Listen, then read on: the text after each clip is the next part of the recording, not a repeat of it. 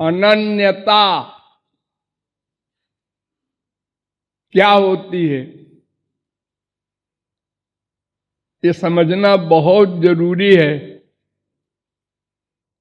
क्योंकि वेद से लेकर रामायण तक प्रत्येक ग्रंथ में भगवान की एक शर्त है कि मुझसे प्यार तो सब करते हैं, लेकिन अनन्य प्रेम नहीं करते। अनन्य प्रेम,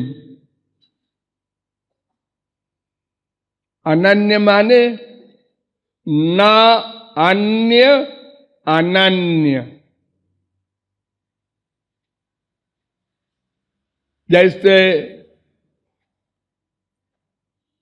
न एक अनेक, न उचित अनुचित, ऐसे ही न अन्य अनन्य, इसको नए समास कहते हैं।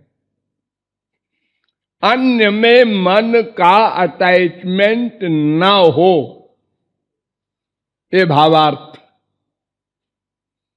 अन्य में, अन्य क्या होता है?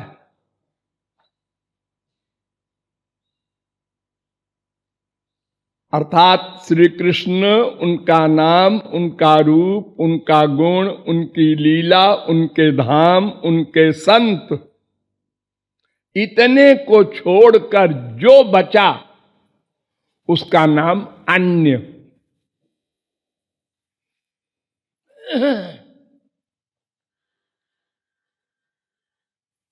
अन्य में प्रमुख तीन हैं, तीन प्रकार के सुख छोड़ना पड़ेगा। सुखम वैषयिकम,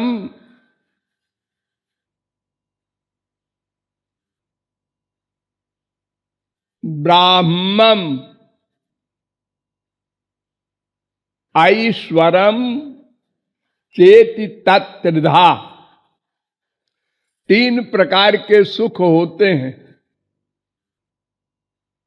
एक सुख का नाम विषय सुख, एक सुख का नाम ब्रह्म सुख, और एक सुख का नाम ईश्वरीय सुख। ये तीनों सुखों का त्याग करना होगा, तब प्रेम सुख मिलेगा।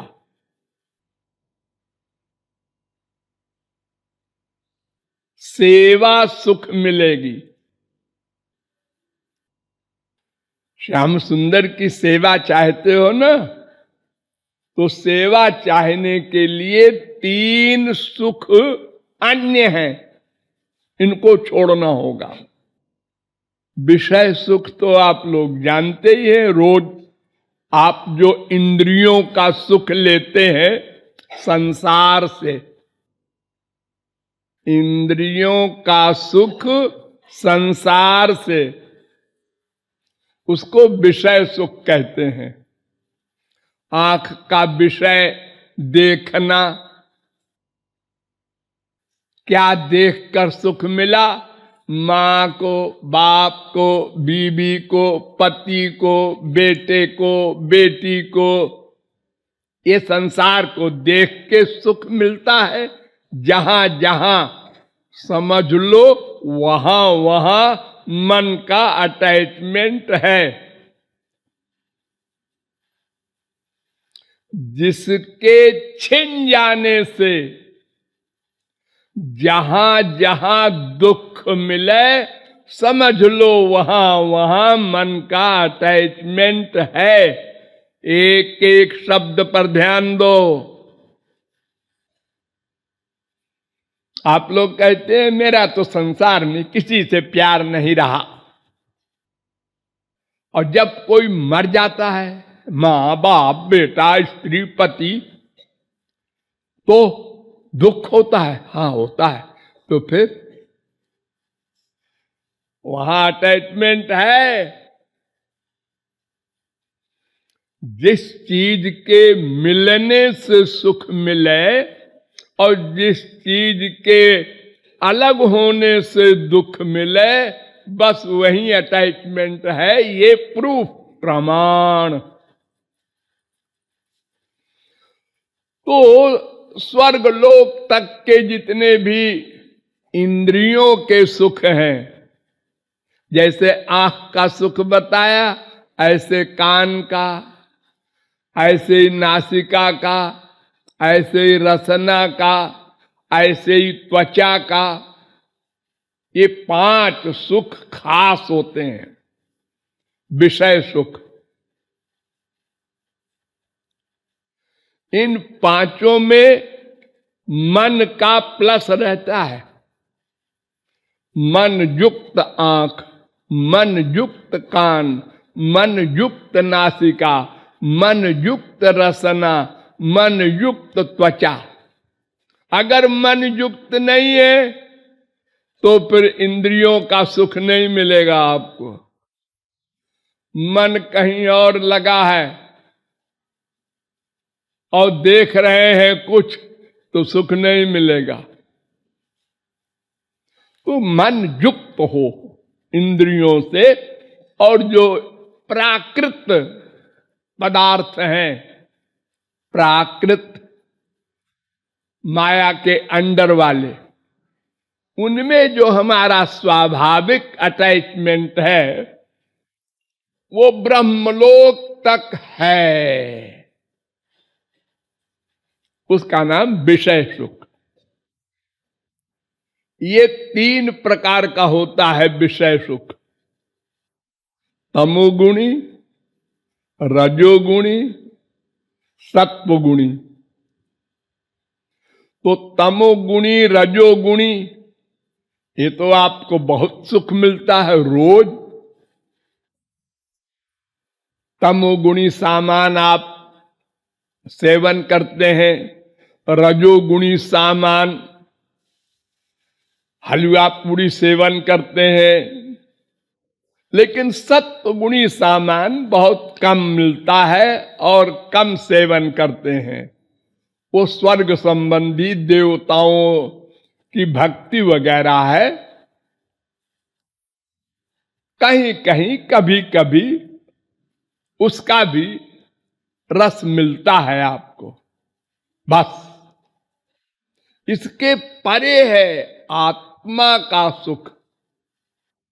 आत्मा का वो दिव्य होता है, अनंत मात्रा का होता है, सदा को मिल जाता है। उसको ब्रह्मानंद कहते हैं, ब्राह्म सुख कहते हैं। निर्गुण निर्विशेष निराकार ब्रह्म का आनंद कहते हैं। वो आनंद आप लोगों को कभी नहीं मिला, क्योंकि उसके मिलने के बाद फिर जन्म नहीं होता। वो सदा को मिल जाता है, भगवान में एकत्व हो जाता है।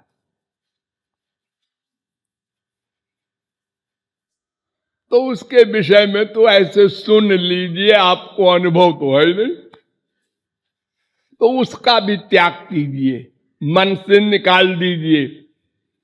हमको मोक्ष दो भगवान, हमको तार दो, ये इच्छा भी त्याग दो।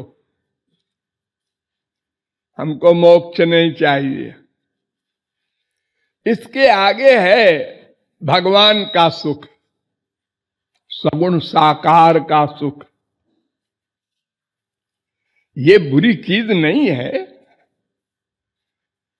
लेकिन अपने सुख के लिए अगर भगवान को चाहते हो तो ये निष्काम प्रेम नहीं है, ये स्वार्थ हो गया। अपने सुख के लिए नहीं, उनके सुख के लिए उनसे प्यार करो। ये सबसे बड़ा सुख सबसे बड़ा लक्ष्य निष्काम प्रेम का, तो ये ईश्वरीय सुख है। तो इन तीनों सुखों का त्याग यानी मन से निकालो। बाहर का त्याग नहीं है, भीतर वाला मन की वासना, मन की इच्छा, ये मिल जाए, ये मिल जाए, वो निकालो। ना हमको भगवान का सुख चाहिए, भगवान सुखी हो, राधा कृष्ण को सुख मिले, गुरु को सुख मिले। ये हरि गुरु की सेवा, ये जो अंतिम लक्ष्य है, इस लक्ष्य को पाने के लिए ये तीन सुखों का त्याग करना होगा। इसमें दो सुख तो बहुत ही भयानक है, विषय सुख और मोक्ष का, ब्रह्म का सुख। तीसरा सुख अगर पहले आपका है तो कोई बात नहीं, लेकिन निकालना उसको चाहिए धीरे धीरे। भगवान का सुख बुरा नहीं है, लेकिन अपने सुख के लिए अगर भगवान का सुख चाहते हो तो फिर वो आपको गोपी प्रेम वाली अवस्था नहीं मिलेगी, फिर तो कुब्जा वाली मिलेगी। गोलोक मिलेगा, माया से निवृत्ति हो जाएगी, सदा के लिए भगवान का धाम मिलेगा।